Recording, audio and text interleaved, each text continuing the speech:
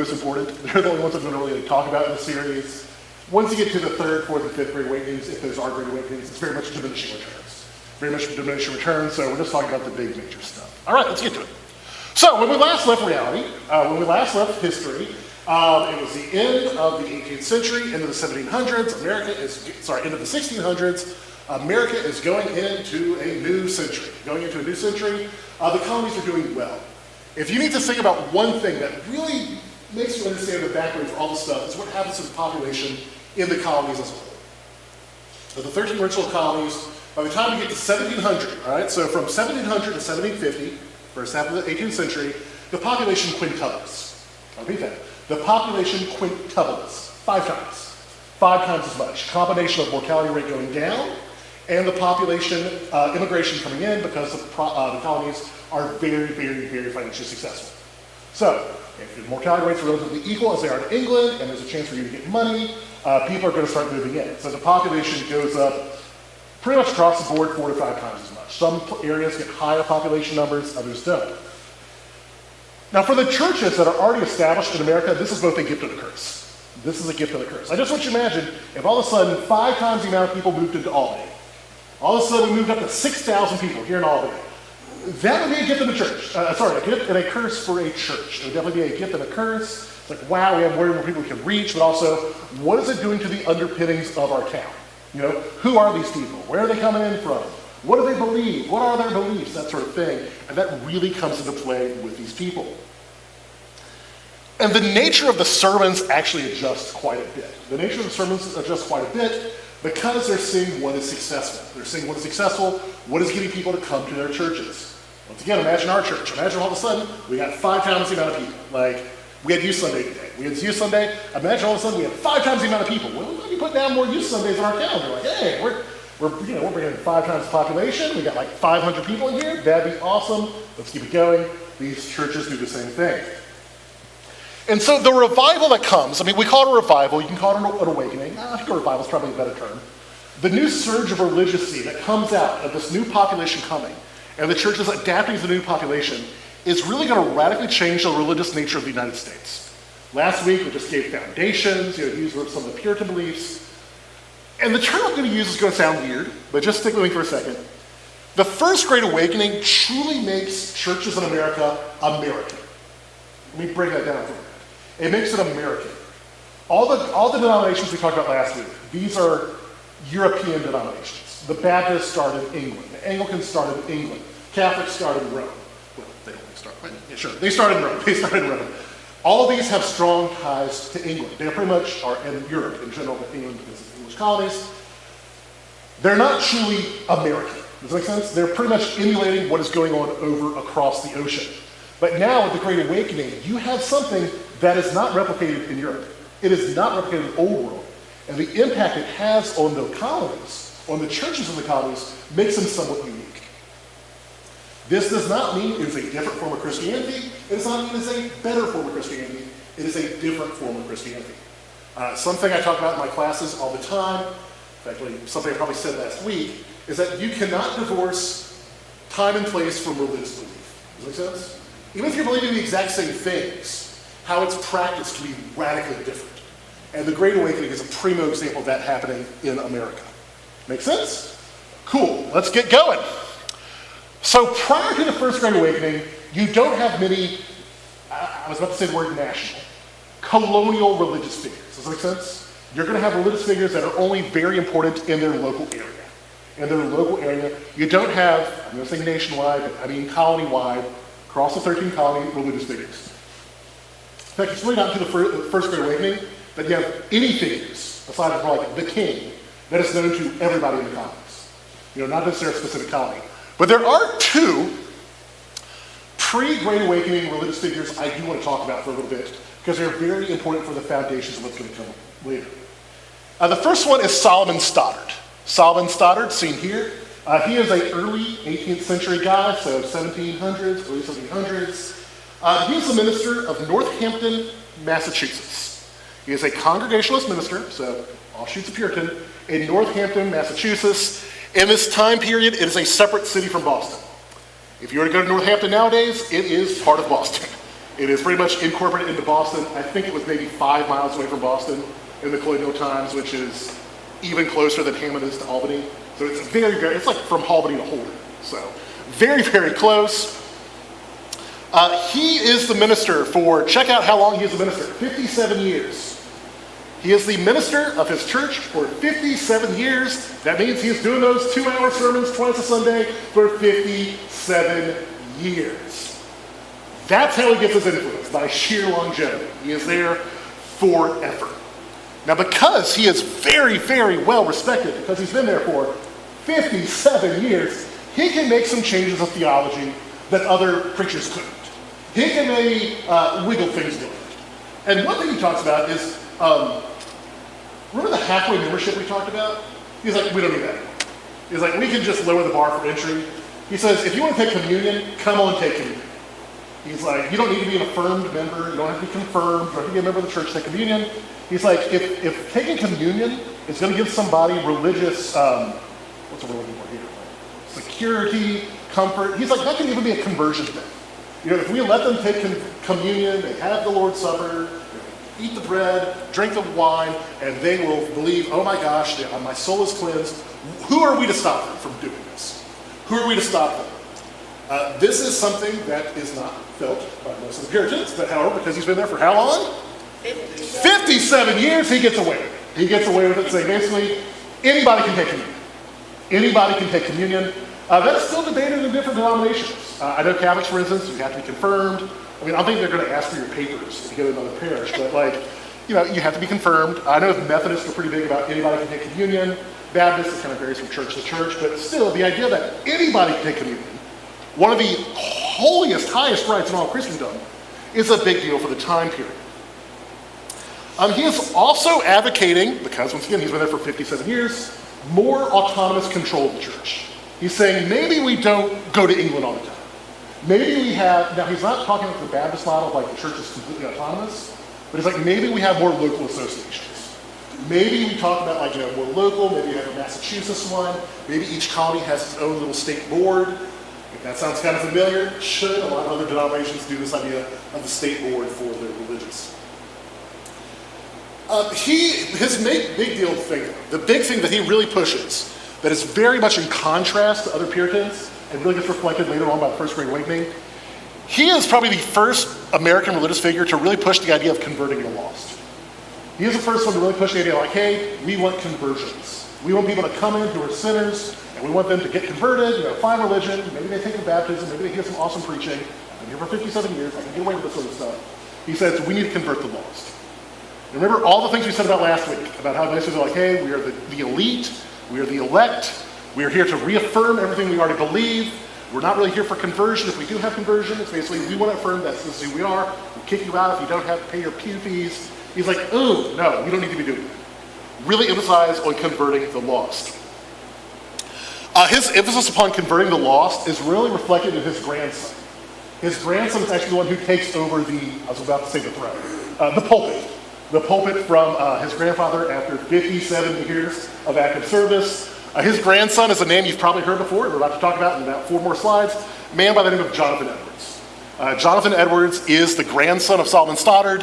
One of the reasons why Jonathan Edwards was able to do the stuff he was able to do is because his grandfather, for 57 years, established Northampton Church, pretty much in Boston, as a very, very, very important church in the New World. Now, to be fair, Edwards does back off the idea of open communion. He's like, no. Not everybody can get communion, but his real emphasis upon converting lost people really gets felt in Jonathan Edwards. The other interesting one is Cotton Mather. He's probably the one who is most well known in this time period. Solomon Stoddard is known for sheer longevity. Cotton Mather is known because he publishes a lot. He publishes all the time. He too is based around Boston. He's actually based in Boston. He's actually based in a church that you've definitely heard of if you know American history. Anybody know the Midnight Ride of Paul Revere? Yeah, where they hang the lanterns. You remember the poem. Old North Church. One by land, two by sea. That is the church. And now, Cotton Mather is not a contemporary of Paul Revere. He's about 75 years before Paul Revere, but it's the same church. Basically, Cotton Mather is his father Okay, check out these names. His father's name was Increase. Increase Mather was the father of Cotton Mather. These are just some great old-fashioned Puritan names. Increase Mather was the one who established Old North Church, and then Cotton Mather is the one who really turned it into an institution in Boston. Really turns into an institution in Boston. As you can see by his publications, he is a self-promoter.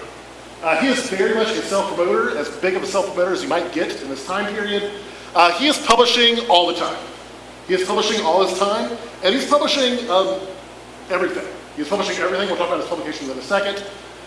He does not agree with Solomon Stoddard regarding communion. He's like, nope, communion needs to be only for those who are church members, who are affirmed church members. However, something kind of unique about Cotton Mather, he is okay with other denominations.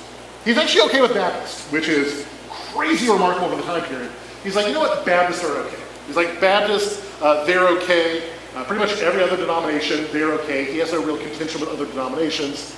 Rarely, if ever, does he speak bad about them.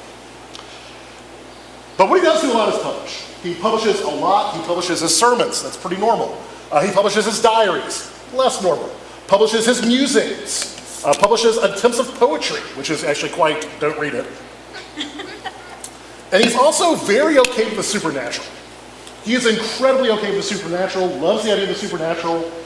In his writings, he talks about that he regularly converses with angels. He's like, I talk with angels all the time, and like other supernatural beings. He doesn't say demons, for obvious reasons, because saying you can meet with a demon, okay, that might be, witchcraft stuff. But he's like, angels, talk to them all the time, other like major spiritual figures, I talk to them all the time. He is okay with the supernatural. He loves the idea of the supernatural. You can see his book right there, The Wonders of the Invisible World. Once again, it's all about the supernatural. And observations of devils. Basically talking about demons. He's basically talking about demons. He is very clear to put out, he does not talk to demons, but he will talk about demons. He will talk all about demons. He will never say, I talk to demons, because that's getting into witchcraft, which they still believe in. In fact, fun fact about witchcraft, Cotton Mather is a contemporary of the Salem witch trials. And he says spectral evidence is A-okay. Maybe you've seen The Crucible. They talk about like, oh, there's devils and stuff flying around the courtroom. He's like, yep, if there are, we should talk about them. If there are devils, and I believe in devils because I've written several books about them, we should talk about these devils that are flying around these courtrooms, harassing these poor girls. What's crazy though, at the same time he's all into the supernatural, he's a huge fan of science. Like he's a huge fan of the natural world. He is actually an early proponent of inoculation, which is a predecessor of vaccines for smallpox. He's like, I believe in demons, but also make sure you get vaccinated. He's like, I believe in the science. Make sure you get your cowpox inoculation. I'm not going to do the deep science of it, but smallpox is a horrible disease, and they found another disease. If you got it, it kind of gave you immunity, so it's like expose yourself to cowpox. Like, you should definitely do that. So he's kind of a very interesting figure. The term I would use to describe him, though, is Renaissance man. He is a Renaissance man. He is publishing all the time. He is conversing all the time. He's probably the closest thing you really get to a true celebrity figure before the First Great Awakening. He's not somebody that everybody has heard, but they've definitely seen his writings. They've definitely seen his writings. There's other denominations that you could talk about. I know I've mainly been talking about New England. In the middle colonies, that's like in Pennsylvania, New York, they tend to be a little bit more religiously diverse, a little bit more tolerant. You have a lot of Quaker influence. And in the South, the main thing I want you to know about the South is the sheer size of the parishes of the Anglican Church. And one of the reasons why Baptists do so well here in the South, anybody take a guess, how big was the average parish in square miles in Virginia during this time period? So the average church parish by the Anglican Church, which was the main church in Virginia. 50? Add 10 to that. It's about 525 square miles. That's massive. That's massive. And once again, if you are living in Virginia, and I don't know, you want to go to church, well, there might be a very long trip in front of you. Remember, that is the average. That is the average, which means there are plenty that were bigger. There are plenty that were bigger. Yes, it's remarkable. If you ever want to know why Baptists do so well in the South, think about that number as we get into it. So the Great Awakening, though, as I said, it is a religious revival. If you don't know anything else, this is a religious revival. It's a reawakening. It's this idea that it's a big colony-wide. That's the main thing I want you to think about. This is a colony-wide, not just in Massachusetts, not just in North Carolina or South Carolina. It is everywhere. It is also not very well organized. Okay, it does not have like a governing body. It's not like, oh, there's one mission board that's like sending out missionaries all over the place, having these traveling evangelists going. It is very much even though it's going on across the entirety of what will later become the U.S., it is not very well organized. Okay, there's not like one central figure. It's about to give you two central figures. Just that. Probably the two most important figures are a preacher and a theologian. If you want to say, who is the preacher that is most responsible for how America, we'll get into his rhetoric. It's this one guy. Who's the theologian most responsible for like the theology behind it? It's another guy. So the first guy we're talking about, probably the most influential preacher, okay? Most influential preacher. Most influential guy who like goes out and preaches, talks in his manner. Man by the name of George Whitefield. Now yes, I know it says Whitefield, but it's pronounced Whitefield. Also sometimes pronounced Whitefield, also spelled sometimes with an E, sometimes not spelled with an E. Spelling is really hard when you talk about the early colonial times. We don't have standardized spelling in the US till like shockingly late. And then if you read what your kid is text messaging, there is no standardized spelling either. So good luck. But yes, George Whitefield or Whitefield. He is not American. Oh, also I should mention, that is not a messed up picture. He is very cross-eyed. He is very cross-eyed. He is known for having a very strong lazy eye. His entire preaching career, he's got bug-eyed cross eyes the entire time. Even at the time they remark, he is not a very good-looking man. They say basically up front, like, this is not somebody you come see for the looks of him. But when he preached, oh my gosh, he was remarkable. Now, he is not American. He is not American, it's very important. He is English. He is from England, he is not from the colonies. He's actually an original member of the Holiness Clubs of John Wesley. Now, for some of y'all, you hear the name Wesley. What denomination is that? Methodist, yes, he is a Methodist. The Wesley brothers are the ones in charge of Methodism. I grew up Methodist, so of course Wesley was drilled into me as the greatest man to ever live. We can have different decisions about that. But basically, Wesley was founding what's known as the Holiness Clubs all throughout England. Basically, they would all be together, not really quite a church. They'd be like, hey, what's the status of your soul? Really emphasizing this kind of personal relationship nature of religion. Not necessarily relationship with God, but relationship with others. Now, he and Whitefield, Wesley and Whitefield are like good friends starting out. They joined the Holiness Clubs together. In fact, Whitefield is responsible for two things that Wesley really gets credited with. Number one, preaching outside, preaching in the open air. That's definitely a Whitefield thing. And also really pushing a conversion message. They do differ though. Well, we'll get to that in just a second. He visits Georgia briefly in 1738. And pretty much after he goes to Georgia for the first time, Whitefield, he never leaves. He never leaves the U.S. He spends the rest of his life, the final 33 years of his life, 32 years of his life, preaching in various states around the U.S. Colonies of the time here in the states. So basically for the next 30 some odd years, he is preaching a lot. We're going to get into how much he preached in just a second.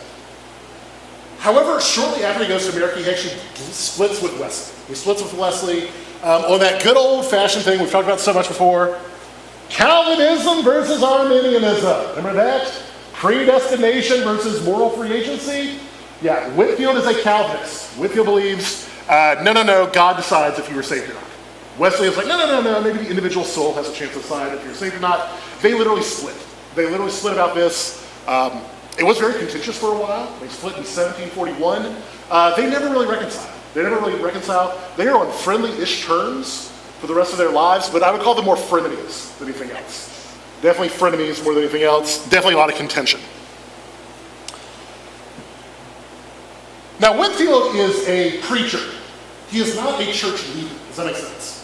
There's a difference between preaching and like actually running a church administratively. That is something that Whitefield never does. Whitefield never establishes a church.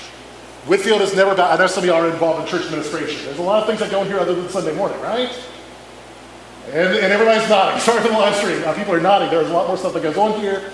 A pastor at Bethlehem needs to be an administrator as well. You have like a team you work for, and there's payroll and human resources and utility payments and stuff like that. Yeah, Whitefield dealt with none of that. Whitefield dealt with none of that. He is a traveling preacher. He's pretty much the first traveling evangelist. And by God, does he travel. As I said, as a young man, he was actually very interested in theater. As a young man, he was very interested in theater. When he gets religion, he's like, oh, maybe being a theater is not good for God. But he's like, I'm going to use that same rhetoric and that same theatricality for giving my sermons. He's the first one to really orate a sermon. I think I told y'all last week, the vast majority of sermons were read. Not him. In fact, fun fact, he rarely, if ever, had notes for a sermon, which is terrifying. I know lectures and sermons are pretty similar. I could not do anything without notes. I mean, granted, my notes are not that thorough, but yeah, I would be terrified. He would pretty much go without a net when he preached. And by the way, he taught a lot. We're going to give you some numbers in just a second. As I said before, he is not very attractive. That is something they always remark upon. Even in his life, they're like, this is not an attractive man. But they say, once you heard him talk, you were transfixed. It's like, oh my gosh, this guy. He is just like, the way he talks, the emotion, how loud he is, how big the crowd's got. He actually is one of the first people to hire like a PR agent to put ads in newspapers saying that he's coming to town. Basically, he's advertising, hey, George Whitefield is coming. And after a while, the crowds come. He is probably the first true celebrity in America. Somebody who is known for their character. When I say character, I don't mean like their morality, but just like their persona. Just like, oh my gosh, this is somebody everybody knows of America, except for maybe the King of England. And he barely published. He's pretty much known just for his 30-some odd years of being a traveling preacher. He speaks, get ready for some crazy numbers, he speaks about 15,000 times in his 33-year career in America. 15,000 times. I did the math because how much is that? That is on average 1.6 times a day. He is preaching over those 33 years at least once a day. 1.6 times a day, and that includes travel days too. So whenever he's in town, he's preaching multiple times a day. For 30-something, you thought 57 years of doing 4-hour sermons every Sunday was impressive. 1.6 sermons a day for 33 years, crisscross the country, the left and right. And he spoke with big crowds, small crowds. For instance, Benjamin Franklin, who you probably heard of, I hope you have. Ben Franklin, if you don't know, he does not think much of religion. He did not think much of religion at all. He wasn't even a deist. We'll talk about deism probably next time. He barely believes in God. But whenever Whitefield came to Philadelphia, he's like, I got to see this guy. He's like, I got to see Whitefield. What's all the fuss about? Franklin goes to hear Whitefield. He says that there are at least 30,000 people in attendance. And Franklin does not know to exaggerate that number. Okay, you understand, in the 1750s, to get 30,000 people to hear somebody in open air without a microphone, who's bug-eyed and saying God knows what, that's crazy. 30,000 people. And Ben Franklin was transfixed. He's like, I didn't believe a word the man was saying, but by God, that man could give a sermon. He's like, this is remarkable. He was like, he enjoyed the rhetoric of it, the theatricality of it, the fact that he's like, everybody could hear. And he was not even in an arena. He was in open air outside of Philadelphia. He was everybody could hear. This dude, this bug-eyed, cross-eyed freak just yelling stuff. 1.6 sermons a day. My God, I can't even imagine just how ridiculous that is. Absolutely. Now the thing that Whitefield really preached, that's actually kind of remarkable for the time period, is he is preaching, and we can talk about if this is a good thing or not, the idea that emotion should play something in your conversion experience. The Puritans are all about, this needs to be something that is head knowledge. This needs to be something that is, you hear the sermon, you think about it, you dwell upon, yes, I am part of the elect. Whitefield is pushing, you might feel it. You might feel the emotion. Now, he's not saying that you choose God. It's you might feel that God has chosen you. You might feel this emotional release from the bondage of sin if you hear a really good sermon or something. And by the way, is he staying there a long time to nurture these souls that get converted? No, he's off to the next town. He's off in the next town. So once again, you kind of have that traveling evangelist model. Basically, hey, I'm going to give a really good sermon. I'm not here for a long time. I'm here to go around the country preaching. But those who heard him, those who talk about the emotional relief that they felt, they said it was greater than anything they felt at any Anglican or congregational sermon. It's basically the idea that you bring emotion into it. Okay, it's not full-on Arminianism yet, but by God, it is coming. It is coming. Any questions about him? I would say religion gets a lot more emotional because of George Whitefield. And also for a lot of people, he is the first real preacher they see. Because he's also going to the backwoods. He's also going to the deep backwoods. We'll talk about backwoods in a second. Any questions about George Whitefield before we move on to the thing y'all want to hear? The greatest theologian of the Great Awakening, though, is Jonathan Edwards. Jonathan Edwards, grandson of Solomon Stoddard, the guy who was there for 57 years. He inherits his grandfather's church. He is a preacher, but he's only preaching in one place. He pretty much spends his entire career at one church, Northampton, not even really that well known within his lifetime until something happens we're going to get into. He is also an American. He is an American. Whitefield is an Englishman who is touring America for decades. Edwards is born in America. He was born in America. His grandfather, 57-year pastor of a church, and he is probably the greatest theologian. He publishes a lot more than Whitefield does. He is way more of an academic than Whitefield ever was. Whitefield had no formal education. He was pretty much self-taught. Jonathan Edwards, very, very strongly claimed, very, very, very, very religiously strong in terms of his academics. So he's not touring. He's not really, that dramatic yet. But the reason you probably know his name, everybody say it, was the thing you had to read in English class. His most famous sermon, the one I hinted about last week, that's right, Sinners in the Hands of an Angry God. The first hellfire and brimstone sermon, as we're going to get into, it's actually kind of ironic that this is a sermon that gets him famous. This one does not skimp on the religious allegory. Let me try to orate this. The God that holds you over the pit of hell, much as one holds a spider, abhors you and is dreadfully provoked. His wrath towards you burns like fire. He looks upon you as nothing worthy else but to be cast into the fire. God hates you. God abhors you. He even has another part where he says, God takes pleasure in sending you to hell. He's like, God is like, oh, God is so great. It makes me talk about the sanctity of God. Not like God's this evil dude, but basically, humankind is so miserable. We are less than a spider. And if God wants to send you to hell, just like we might send a spider into the fire, by God, God should have the right to do so. Anybody know the irony of this sermon? The irony of the sermon is the vast majority of the sermons are nothing like this. The vast majority of the sermons, we publish a ton, are actually about like grace and love and stuff. This one is actually the one that's actually the outlier. Usually he is way more just like cuddly, wuddly, like God gives you grace and God loves you. But for this one, this was a revival sermon. He's like, nope, we're going whole hog. God abhors you. It sounds weird to sing in a church right now. Pastor Josh, don't take me out for that. I'm just quoting somebody else from like 300 years ago. I'm not saying God hates you. It's interesting though, because he is a Calvinist. He's a Calvinist, which believes you have no say in this. So do you see all of a sudden, like, this might be very a hopeless sermon. You're like, wow, God hates me, and there's nothing I can do about it. But he, too, admits that emotions can be used as evidence of God's working. He's basically the emotions. If you have an emotional response to the sermon, and by God, how couldn't you? Maybe God is working you. Maybe God is working you. So that's kind of the out that he gives. He's basically, if you are moved by this sermon, if you this idea of the hellfire, you feel the hellfire, you're like, oh my gosh, maybe that's God already working you. So he's not saying you can convert on your own. He's just saying, maybe God's working you.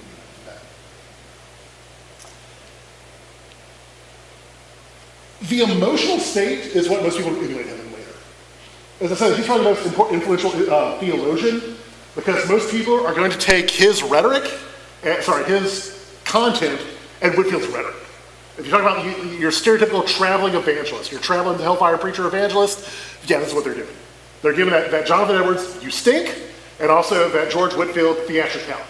Definitely the theatricality. Like I said, he is definitely a Calvinist. Later on, most people who emulate him are going to be Arminian. Not Arminianism, not Armenian. Any questions about him before I tell you the one fact about him that's the only thing you're going to remember from today? Here we go. Fun fact about him. He had a daughter.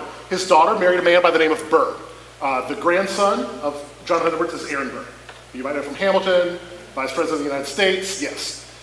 He is Jonathan Edwards' grandson. He's Jonathan Edwards' grandson. In fact, Aaron Burr's father was president of Princeton for a while, and basically Aaron Burr got into Princeton as a legacy. Basically, because his dad was president of Princeton. Both of his parents died when actually Aaron Burr's fairly young, and so he's like an orphaned legacy of Princeton. So, yeah, that's probably the only thing you remember. Aaron Burr, the grandson of the Hellfire preacher. So in the Wicca revivals, these revivals, basically, as I said, there are way more figures going on, but these are the two big ones in terms of influence. It is crisscrossing the country. There are these revivals going on everywhere. They do cause a surge in church membership. Church membership goes way up. Within the retreats, within 10 years of church membership members retreat, as we're going to get into, that's actually a bit of a deceptive number. Because the church numbers go down, but way more churches get established. Way more churches get established. So even though the church membership goes down, there are more churches. Does that make sense? So you have a huge swell of churches, and then for reasons we're about to get into, a lot of these churches, well, we'll talk about that in just a second. It does have a big impact in the different regions, though probably most importantly in New England. The New England church, the Puritan church schisms almost immediately after this. Basically, the New England church, the Puritan church, Congregationalist church is irreversibly dismissed. It is irreversibly broken into four main pieces. The first one are the New Lights. The first one is called the New Lights. Basically, they claim, hey, if you get salvation, if you get Christianity, you will have a new light in your soul, and you're going to act and seem different. You're going to act and seem different. Basically, this is people like Jonathan Edwards. Jonathan Edwards is part of this. Basically, hey, if you get religion, you are going to have a renewal of your soul. And also, they are against the idea of church being controlled by the state. They're also against the idea of basically separation of church and state. Not complete separation, but more of it. You also have the old Calvinists, who are pretty much the old school Puritans. Basically, they want to keep the old system. The two that are very interesting, though, are the rationalists. The rationalists want to get rid of all the supernatural elements of religion. They're like, hey, you know what? Religion's got some good stuff, but you know what's not good? Supernatural stuff. So let's dismiss all that. Let's dismiss all the crazy supernatural things, the miracles and the angels and stuff. Let's just focus on good old-fashioned moral teaching. They are mainly, what? I thought somebody asked me. They're mainly kind of elitist. They're kind of elitist.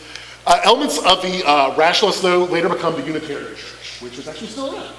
The Unitarian Church, which is a very broad-based church, very different than the modern Unitarian Church, though, because the old school rationalists are way more conservative than Unitarians are. And last but not least, for reasons that are very obvious, are the group that separates completely from state control. Everybody say with me, what kind of church are we in right now? Baptists! Yes, the Baptists also get in this schism. A lot of the New England churches become Baptist for reasons we're going to get into right now. Don't worry about the South Middle Country. So, the Great Awakening knows tambourine-shaking Baptists. Yes, we're getting to the Baptists, as you'll want to know. So, because there is more emphasis upon conversion throughout the Great Awakening, more churches are wondering, hey, should we wait until people get, older and have a conversion experience before we baptize? That makes sense to us, If they're really putting this new emphasis upon, hey, the conversion experience, why are we baptizing babies who don't know what's going on with them? Maybe we should kind of hold off on that. So many churches are already talking about this. And when all these churches are talking about this, what do you think the Baptists feel like? Can't read this one. It's just like, if you don't believe that, we've got a church for you. If you're questioning if we have entered baptism, by God, we've got a church system just for you, ready to go. So what ends up happening is a ton of these old Congregationalist Puritan churches join the Baptist church. They join the Baptist church basically saying, hey, we like your theology. We like your theology, plus we like the independent control. We don't have to necessarily answer to a government anymore, which we feel is not representative of what we once believed. They do remain primarily Calvinist in their theology, but they are actually kind of pushing this conversion experience. It's funny because the Baptists actually invite Jonathan Edwards to invite their number. And guess what Jonathan Edwards says in response? No, thank you. No. Gee, Baptist, no, thank you. I have the church that my grandfather had for 57 years. That's the entire basis I have anything. Now, ironically, as we're going to get into, he actually later does get dismissed from that church. But he is not wanting to leave that church early on. The Baptists grow rapidly in New England. Do I have a thing about that? Yeah. The Baptists grow rapidly in New England, very rapidly. Before the Great Awakening in 1740, there's only about 25 Baptist churches in all of New England. By the time we get to 1800, about 60 years later, there's over 300. Now, to be fair, are these all new Baptist churches? No. Most of them are actually old Puritan Congregationalist churches that switched. But still, we have a decent number of Baptist churches that are growing. In addition, we have more Baptist associations. Remember, the Baptists, always very independent. The church does what it wants by itself. But they actually said maybe we should have some different associations. One of the earliest things these Baptist churches do together is actually make a college. They actually make a college, which is still around to this day, called Brown University. Brown University in Rhode Island, Ivy League school, very, very good school. It's actually founded by Baptists. You probably didn't know that. A lot of colleges, a lot of the Ivy League schools, other than Harvard and Yale, were actually founded during the First Great Awakening. A lot of these schools are actually founded. For instance, Princeton Presbyterian founded that in 1746 in New Jersey. Rutgers, which, okay, that's not exactly an Ivy school, but it's an old school in New Jersey, is founded by the Dutch Reformed. It was originally known as Queen's College. And even Dartmouth. Dartmouth, which was made in 1769 by old Congregationalists, it was actually designed to be a school for Native Americans. Probably actually didn't know that, but Dartmouth, to this day, their mascot is the Indians. It is the Indians, basically reflecting its old emphasis on educating Native Americans.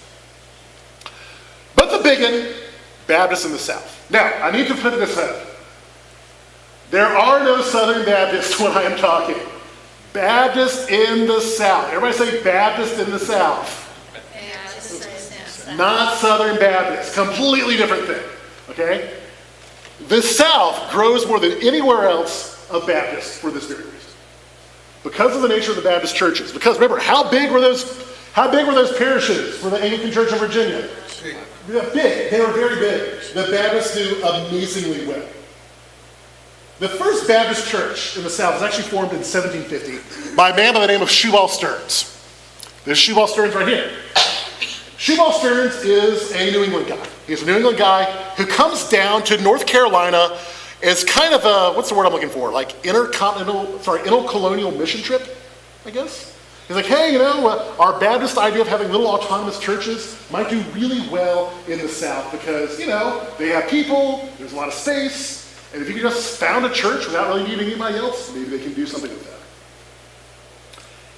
He and his brother-in-law, Daniel Marshall, they come to the Carolinas in 1750 specifically to form Baptist churches. They want to found Baptist churches and think the South might be fertile for it.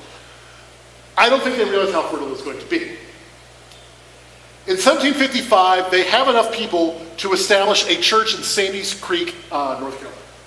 They established the first Baptist church in the South, 1755, Sandy Creek, North Carolina. I don't know how far that is from where Pastor Josh grew up, but let's pretend it's next door. Let's pretend it's next door. Pastor Josh grew up in the home of the Baptist churches. What's crazy is within 3 years, they have several dozen churches around this area to make their own association. There are dozens of churches in the Sandy Creek area, and they form their own Baptist association. And guess what they call it?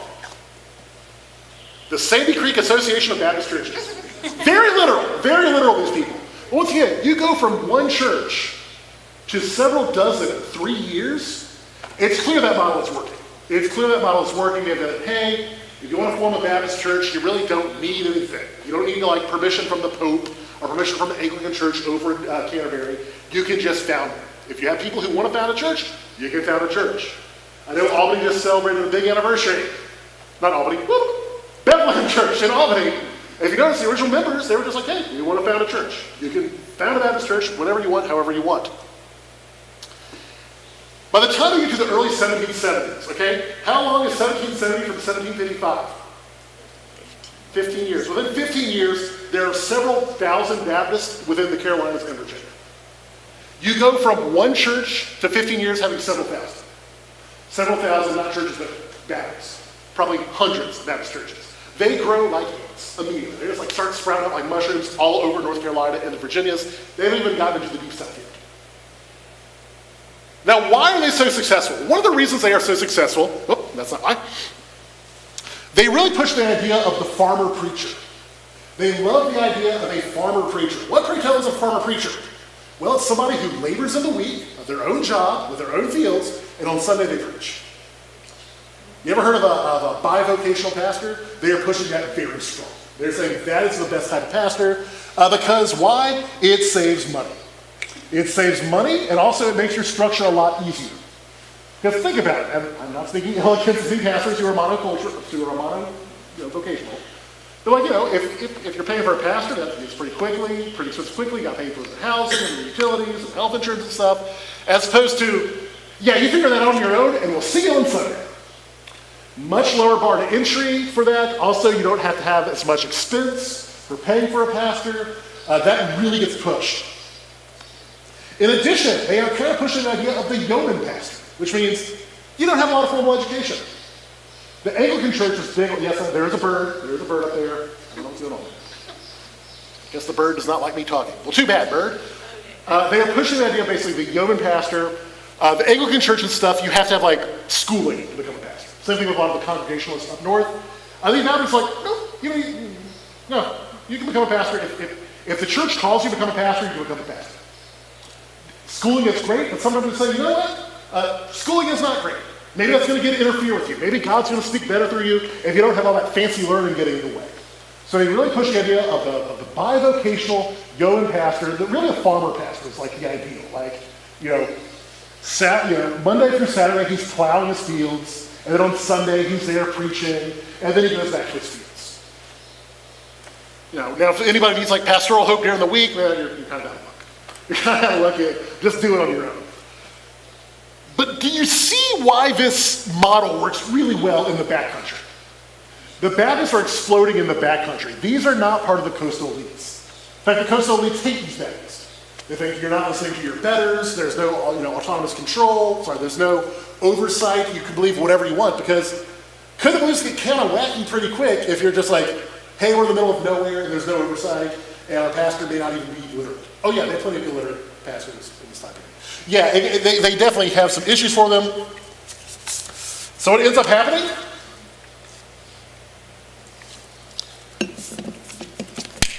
Overly dramatic pause.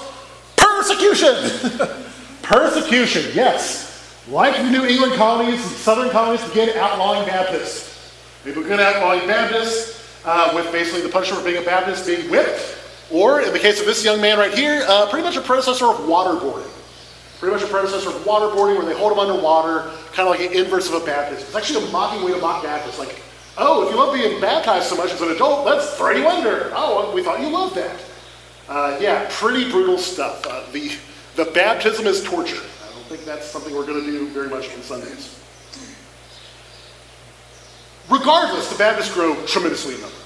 They grow tremendously in number pretty much because they are not concerned with class. They are not concerned with class. I'm saying basically everybody is kind of equal. Anybody can be used by God. Anybody can become a pastor. You don't need to necessarily be elite.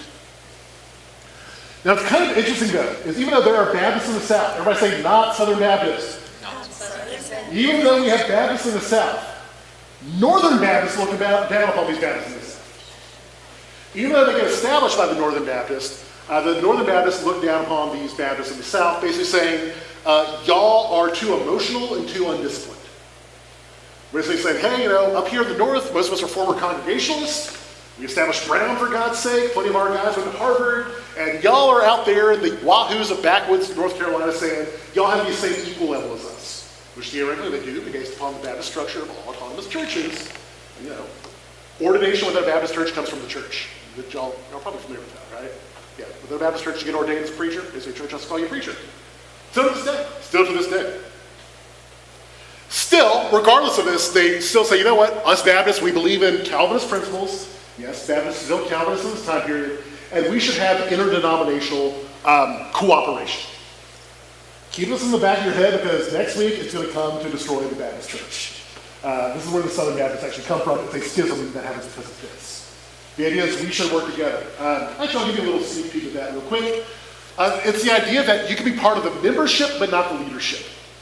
Even though a vast majority of the people in America, what later becomes America, are Baptists in the South, most of the leadership is in the North. And so basically when it comes to like resources and allocation of funds, the North is like, we should focus more on the North, and the South's like, well, we're the ones who are actually giving the money, and there's more of us, so we should get some of that sweet, sweet resources. So the first big Baptist split over money, but it has never happened in a Baptist church since. Every Baptist church, okay, that was a joke, and apparently y'all are not laughing, because apparently it's heading too close to home. All right, and we're moving, I see wide eyes. Apparently it went way too close to home. All right. So the kind of movement, though, to basically an American belief from English belief, although originally the revivals were supported by the religious establishment, in time that will change. For instance, Edwards does lose his congregation in Northampton. He loses his grandfather's pulpit after he says only those who have undergone major conversion should be allowed to have communion. So he's backing up even more, saying basically only if you've had major conversion, which actually outlaws some of the old members. Because basically the old membership does not include a major conversion experience. This gets him kicked out. Spends most of his later years preaching to Native Americans in Stockbridge, Massachusetts, which, if If you've ever been to Massachusetts, it's pretty much in Boston. Everything in Massachusetts is in Boston now. Everything in Massachusetts is in Boston. Back then it was the wilds. Like, oh, it's 20 miles outside of Boston. Now that's just the normal commute. Basically, he is preaching to Native American and a couple white congregations. Ironically, it's because he gets dismissed from his pulpit that we actually know who he is, because this is when he starts publishing. This is when he starts publishing. This is when he publishes Sinners in the Hands of the Angry God for the first time, and his other sermons. Had he never lost his grandfather's pulpit, we probably wouldn't have his sermons. We probably wouldn't have his sermons, and they would not be as influential as they later are. But it's these smaller changes that are really representative of the impact of the Okay, this is not a major schism overnight, like, oh my gosh, we have this major conversion experience, and now we are baptized as America. It's basically these smaller changes that are demonstrative of a much bigger trend. For instance, I've talked about this before, more churches are willing to go against the establishment of what Europe has said before. Many more churches are willing to go against what Europe has said before, all right? Based upon their personal beliefs, and they're allowed to get away with it because of the distance of geography. I think I mentioned a lot last time, basically America's a very big place, the idea that you can always just go over a couple streets over and establish your own church, a couple towns over. Really it's based on the idea that America is big enough to handle that. America is big enough to handle that. And like I said, although the Puritans had opposed Catholicism and Anglicanism, they wouldn't have that same level of control over their population. They wouldn't have that same level of control of population. That doesn't really happen here. Basically, it's kind of a rejection of control by the government, by the elites, and now saying, hey, we can decide on it. If we want to establish our own church, by God, we should be able to establish our own church whatsoever. And so, the Great Awakening, if nothing else, it switches the authority away from the quote-unquote authorities with status, so your rich people, your government, to pretty much the popular. And when I say popular, those who have most people following. George Whitefield had no real basis. Theoretically, he was a Methodist, but he really wasn't a Methodist because he and John Wesley had beef. He had no real church. He had no real oversight. He was just a guy who traveled for 33 years, 1.6 sermons a day, and pretty much preached this. And you see how that mentality really gets reflected in the population, where it's almost the Piccadilly principle, I'm going to choose what I want to believe because I want to believe it, and I can establish my own church if I feel like it. If I get enough people to go along with it, by God, I'm going to establish my own church. There's more emphasis upon charisma and enthusiasm for showing one's belief. The idea that, hey, if you have a religious experience, you should not be quiet about it. By gosh, you should shout, you should be loud, it should be obvious. This is not the frozen, chosen Puritans sitting quietly in their pews being like, yeah, it's quite droll, I do have that religion. Also, they put more emphasis upon reading the Bible as an individual. Reading the Bible as an individual, sola scriptura, really push.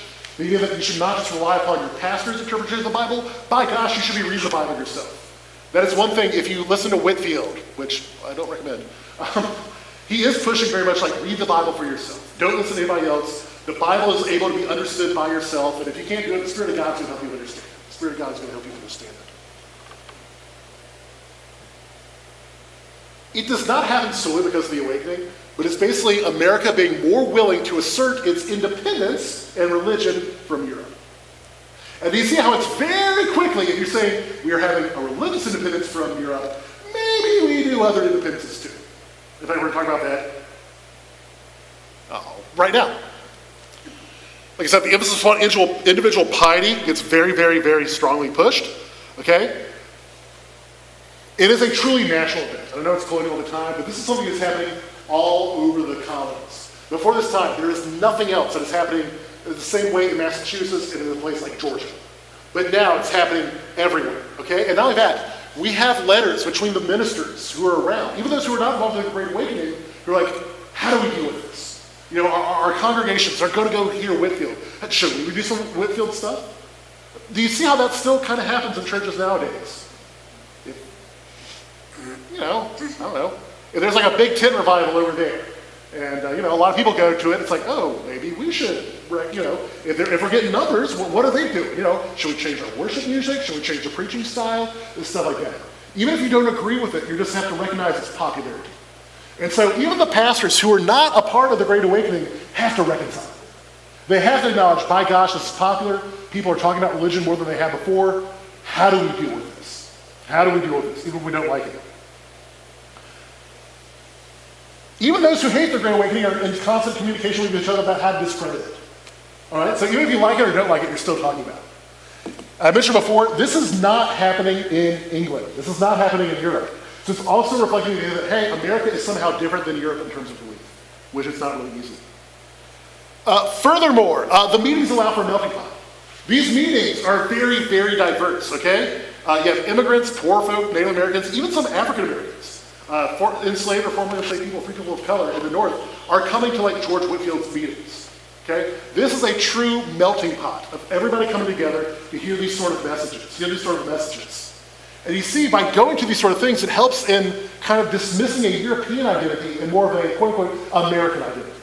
You're hearing these sort of sermons in the same way, it's being reflected in your church in a different way, that it's something unique. If nothing else, more Europeans saw the colonists as weird.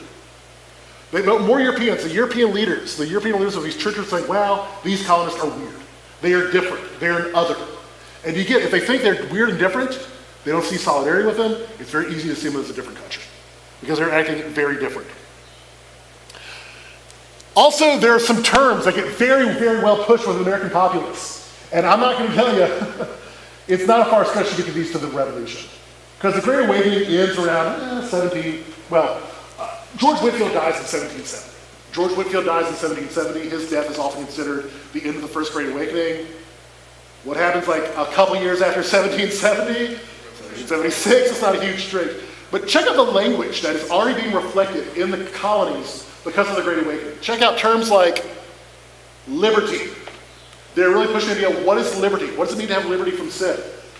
Virtue. What does it mean to have virtue? How do we live a virtuous life? And tyranny.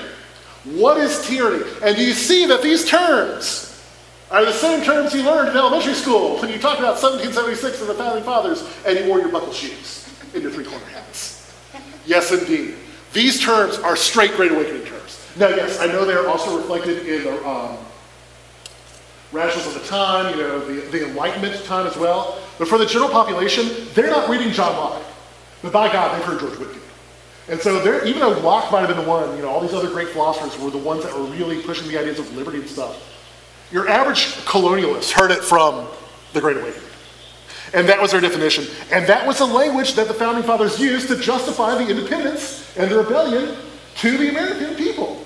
You see, they're using these same terms that get very popular because of the Great Awakening. But most importantly is the new model of religious leadership. This is the last thing we're going to talk about. The awakening is sustained by traveling evangelists who do not have a home church. Okay? George Whitfield does not have a home church. He just wanders around. It is encouraging lay people, ordinary people who don't have seminary educations, to go out and do your thing. Perform religious duties upon yourself. I keep going back to the Baptists in Sandy Creek. Hey, just form your own church. Don't wait for the Church of England to send you another minister in your 500 square mile parish. By God, establish it on your own. Do it yourself. In addition, like Whitfield, the new pastors are acting out their sermons. They are no longer reading them. More emotion, more making it a very experiential experience. You're like, wow, you got to go through this because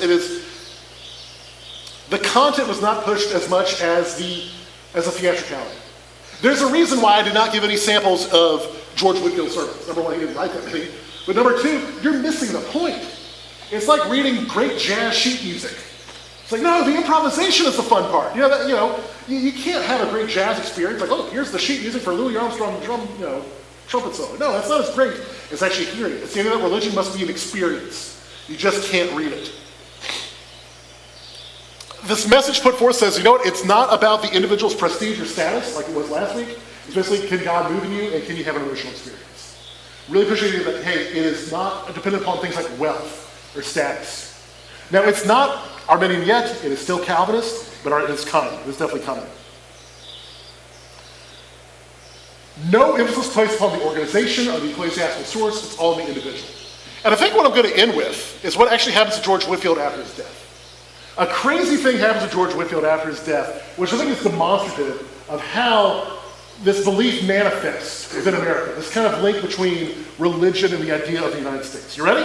Here we go. It's probably the last thing I talk about, so hey, we're a little bit early. It's fine. So, when does Whitfield die? I think I told you. What year does he die? 17. 1770. All right, cool. In 1775, is George Whitefield still alive? No, he is 5 years dead. He is 5 years dead. He is buried in Newburyport, Massachusetts. Pretty much Boston. Everything's pretty much Boston. So Newburyport, it's a tiny town. There's his grave. There's his grave. It's kind of a crypt, as you can see. Cool. 1775 is the middle of the Revolutionary War. It's the middle of the Revolutionary War, and a group of revolutionary soldiers from Massachusetts decided, you know what we want to do?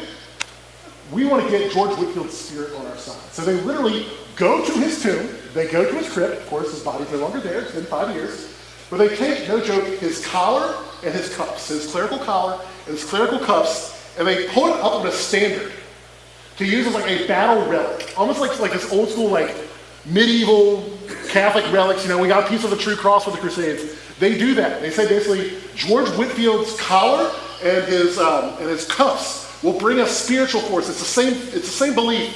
The same spirit of George Whitefield will help us win a battle against Canadian loyalists. It's not even the British Army they're fighting Canadian loyalists. And they literally put his cuff, I just want you to imagine, they literally put his clerical collar and his clerical, cuffs, his little cufflinks, on a pole as a standard to lead them into battle. And so, by God, the spirit of George Whitefield is with us. And I would love to tell you that they won that battle, but they did not. They got slaughtered. They got slaughtered, and the Canadian loyalists, to their credit, brought the cuffs and the collar back to George Whitefield's grave, where it rightfully belonged, because, you're kind of grave robbing. You were definitely grave robbing. Thank goodness, Canada, for giving George Whitefield his collar back. Yes, there we go. But the idea is still remains. The idea that, hey, there is a spiritual link almost between America and this idea of religion, which, I don't have to go very far to say it's still kind of around to this day. Which leads into what we're going to be talking about next week. So what did the Founding Fathers actually believe about religion? The answer? A lot. And it's very varied. So with that, I hope you all had a good one. Sorry, any questions before we... I know I talked a lot, not a lot of questions, not a lot of jokes. Sorry, I thought this one was interesting just because I went to stuff. Anything... Were y'all familiar with some of this before, or is this... I've never even heard of him. Whitefield's fascinating. Like I said, the cross-eyed, bug-eyed. I keep going back to 15,000 sermons over 33 years. That's just ridiculous. Constantly going. And actually, a guy we'll talk about probably next week, Francis Ashbury, puts him to shame. Francis Ashbury, who is a founder of the Methodist Church. He's pretty much the Pope of Methodism in America. He was going 50 miles a day for years, constantly riding a horse throughout Georgia for decades at a time. So yeah, that's something you have, these supernatural feats of strength for Whitefield. But yeah, Whitefield, look him up. He's a very fascinating individual.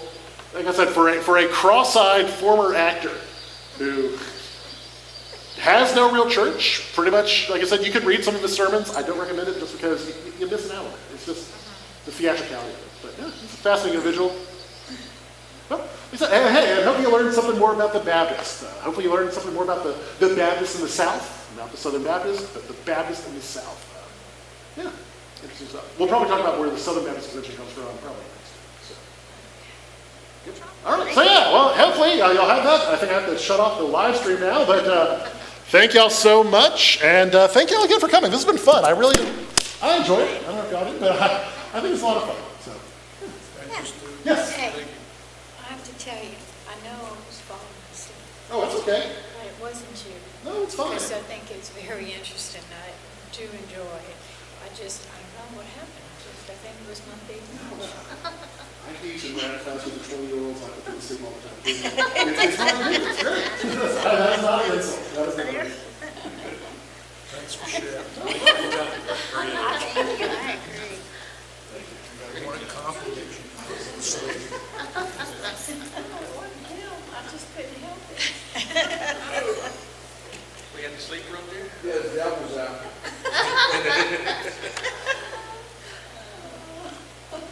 Good job, Helen. Good job. I said at the front key too. Big go for you. When Ben was a baby, he would fall asleep every time the preacher would start preaching. Like he would like clap and play, and as soon as the preacher started preaching, he'd fall asleep. And he said, "Well, you know, a nap and a snack is biblical." And I was like, "That is true." Well, you know, I have a friend who used to sing Gilbert, Rugged Cross, baby. And to this day, Yeah, you tell the story. Good job. Thank you. We're used to it too. yeah, and Nova too. I used to sing the When you Amazing Grace. mentioned the Canadian loyalists, the trigger went off in my head. Were they